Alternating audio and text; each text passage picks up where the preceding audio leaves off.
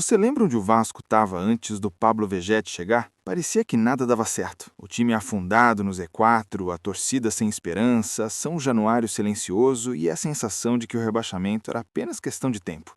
Cada jogo era um sofrimento, cada ataque parecia inofensivo e o Vasco simplesmente não conseguia marcar gols quando mais precisava. Era um clube gigante, vivendo um dos momentos mais delicados da sua história recente. E então, quase como um último suspiro de esperança, o Vasco anuncia a contratação de um centroavante argentino que pouca gente conhecia no Brasil. Pablo Vegetti chegava sem holofotes, sem status de estrela, mas com algo que aquele elenco desesperadamente precisava: personalidade. Desde os primeiros treinos já dava para perceber que ele era diferente. Não reclamava, não se escondia, não fugia da responsabilidade. Pelo contrário, pedia a bola, cobrava os companheiros e assumia o protagonismo que faltava. A estreia dele foi simbólica. Em poucos minutos em campo, já mostrou presença de área, brigou com os zagueiros, ganhou bolas aéreas e deu sinais claros de que aquele Vasco teria, finalmente, um homem-gol. E não demorou muito para os primeiros gols começarem a sair. Gols que não eram apenas números na estatística, mas verdadeiros pontos de virada emocional. Cada bola na rede parecia devolver vida ao time, confiança ao elenco e esperança à torcida. Com Vegetti, o Vasco mudou de postura. O time passou a jogar acreditando que podia ganhar. São Januário voltou a pulsar, a arquibancada voltou a empurrar, e o ambiente que antes era de desespero virou de luta. Aquela camisa pesada que parecia esmagar os jogadores começou, aos poucos, a ser honrada de novo. E no centro disso tudo estava ele, o argentino que virou líder sem precisar de braçadeira. Vieram jogos decisivos, partidas em que o Vasco precisava vencer de qualquer jeito. E em quase todas elas, lá estava Vegetti, aparecendo no momento exato, fazendo o gol salvador, levantando a torcida e chamando o time para a reação. Não era só o faro de gol que impressionava, era a entrega. Ele se jogava na bola, voltava para marcar, brigava até o último minuto e transmitia algo raro no futebol moderno: compromisso com o escudo.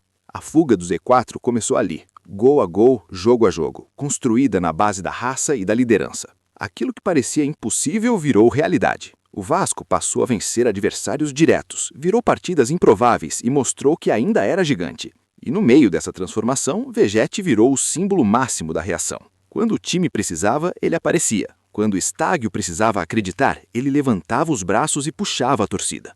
Com o passar dos meses, o que era surpresa virou certeza. Pablo Vegetti estava se tornando o artilheiro de Brasil. Um jogador que chegou desacreditado agora liderava a artilharia, decidia jogos e entrava para a história recente do clube. Mas o mais impressionante é que isso nunca pareceu subir a cabeça dele. Pelo contrário, quanto mais gols fazia, mais humilde ficava, mais cobrava trabalho, mais demonstrava respeito pela camisa do Vasco. O protagonismo de Vegetti não se limitou ao campo. Dentro do vestiário, ele virou referência. Os jogadores mais jovens passaram a se espelhar nele, a aprender com sua postura profissional, com sua mentalidade vencedora. Ele virou aquele tipo de atleta que transforma um grupo comum em um time competitivo apenas pelo exemplo. Sem discursos vazios, sem polêmica, só com atitude. A conexão com a torcida foi imediata. Em pouco tempo, o nome de Vegetti passou a ser cantado em São Januário como de um ídolo. Cada gol era celebrado como um capítulo de redenção. Cada comemoração carregava o peso de uma história que estava sendo reescrita. A torcida não via apenas um centroavante, via alguém que representava exatamente o que o vascaíno sentia: luta, sofrimento e esperança. Quando a temporada chegou ao fim, o Vasco já era outro clube. Longe do Z4, com moral, com identidade e com um novo caminho desenhado. E ao olhar para trás, ficou claro que a passagem de Pablo Vegetti não foi só uma boa contratação. Foi um divisor de águas. Foi a prova de que um jogador, quando tem personalidade, liderança e compromisso, pode mudar o destino de um gigante. Por isso, quando a gente fala em artilheiro do Brasil, fuga do rebaixamento e protagonismo, não estamos falando apenas de números, estamos falando de história. Estamos falando de um jogador que chegou como aposta e saiu como símbolo, de um argentino que entrou para o coração da torcida e marcou seu nome na reconstrução do Vasco da Gama. E agora eu quero saber de você. Sem o Vegetti, o Vasco teria escapado do rebaixamento? Deixa sua opinião nos comentários, se inscreve no canal e ativa o sino, porque aqui tem notícia, análise e bastidor do Vasco todos os dias.